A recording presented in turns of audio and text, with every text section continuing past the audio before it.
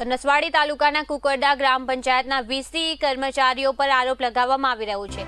VC કર્મચારીઓ ગ્રામજનો પાસેથી સરકારી કામ કરવા પેટે રોકડ રકમ લેતા હોવાના આક્ષેપો થવા પામ્યા છે। તેને લઈને 50થી પણ વધારે ગ્રામજનોએ નસવાડી મામલતદારને સૂત્રોચ્ચાર સાથે આવેદનપત્ર આપ્યું છે। ગ્રામજનોએ 200 રૂપિયાના આવકના દાખલા, રેશન કાર્ડના નામ ચડાવવા માટે વ્યક્તિ દીઠ 100 રૂપિયા લેતા હોવાના આક્ષેપો કરી રહ્યા છે।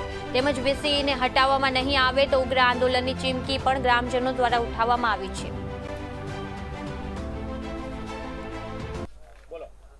કુકરદા ગ્રામ પંચાયતની અંદર મારો આવકનો દાખલો કાઢવામાં આવેલો છે, જેમાં વીસીએ મને મારી પાસેથી 200 રૂપિયા લીધા છે, બરાબર। તો આ વીસી જે લેવાનો નિયમ હોય એટલા નથી લેતા અને મરજી ફાવે એટલા અમારી પાસેથી પૈસા લેવામાં આવે છે।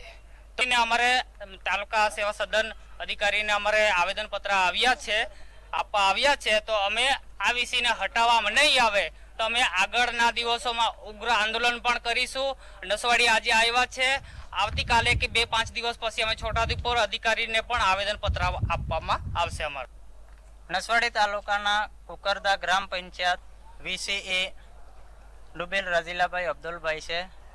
એ રેશન કાર્ડનું કામ કરે છે। એક રેશન કાર્ડમાં એક નામ દાખલ કરવામાં 100 રૂપિયા લે છે।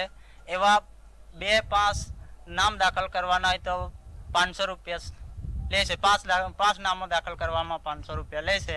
તો અમે ગ્રામજનો બધા ભેગા મળીને તાલુકા મામલેદાર કચેરી સેવા સદન આવેદનપત્ર આપવામાં આવ્યા છે। હવે અમે કુકરદા ગ્રામ પંચાયતમાંથી કુકરદા ગ્રામજનો બધા ભેગા મળીને આવેલા છે, જે દરેક વિલેજમાં વીસીની નિમણૂક કરવામાં આવેલી છે। એ વીસી જે સરકારી ધારાધોરણ મુજબ જે પૈસા લેવાના હોય એ લેતા નથી અને દરેક દાખલા લેવા જાય છે।